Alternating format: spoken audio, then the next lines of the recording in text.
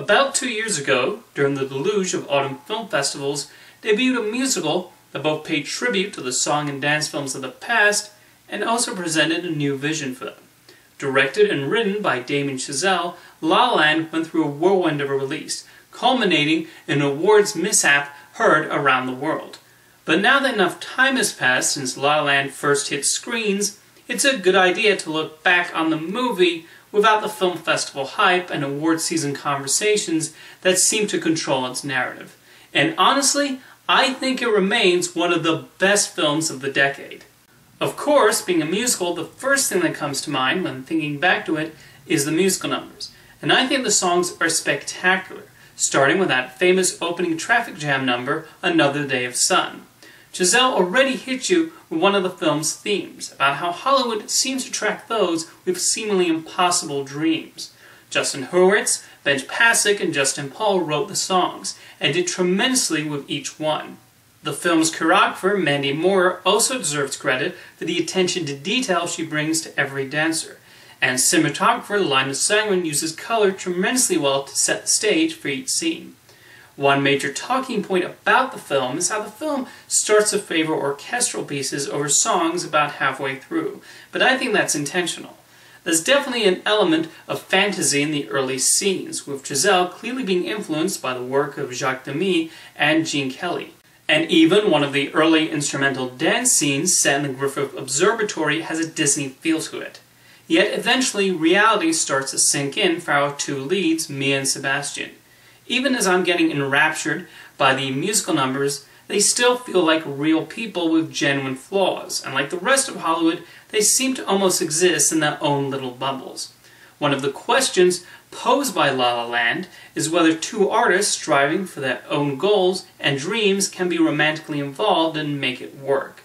One criticism lobbied at the film is that Sebastian's declaration of wanting to save jazz is pompous, but I saw that as the point. He is so stuck in his traditionalist ways, and that seems to prevent him from moving forward in his career the way he intends. John Legend's character Keith is the one who has the right idea of how to make jazz appeal to a modern audience. Chazelle even had Legend co-write Keith's concert number Start a Fire, and let's face it, if you ask Legend to compose a song, chances are he's going to produce strong work.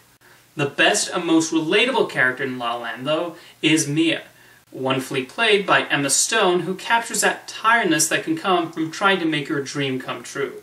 My favorite song is actually sung by her. Auditions, The Fools Who Dream, is different from the film's other songs, so there's a sadness there as opposed to the cheeriness that accompanies the other numbers. Stone tells so much with just her facial expressions when performing the song, and Chazelle lets her take command of the scene. However, the most heartbreaking moment from Mia is near the end, when Sebastian confronts her about giving her acting career one final shot.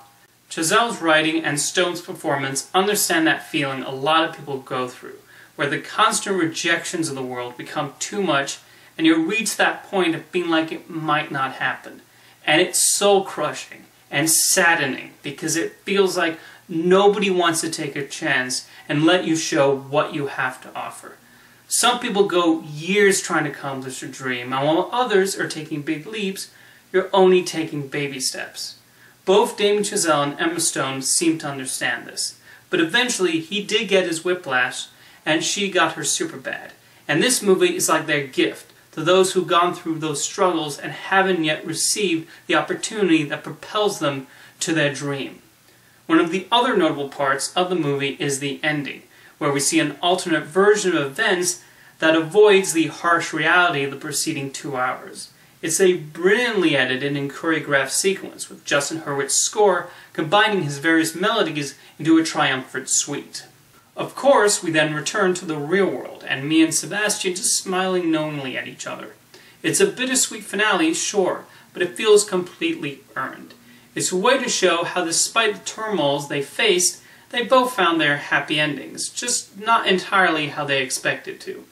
While the film does show the struggles of trying to make it in Hollywood, La La Land is also clearly a love letter to Los Angeles, and Chazelle seems to have a real admiration for the various landmarks of the city and seems to be taking us on a tour.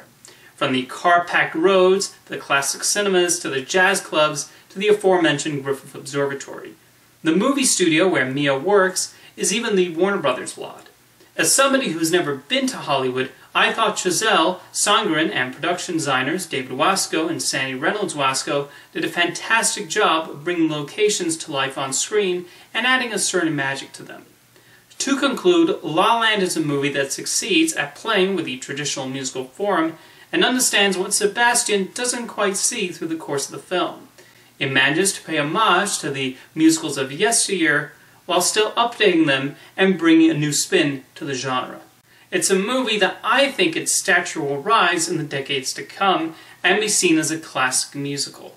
I've watched La La Land quite a few times since its release, and my admiration for it continues to soar. See you next time.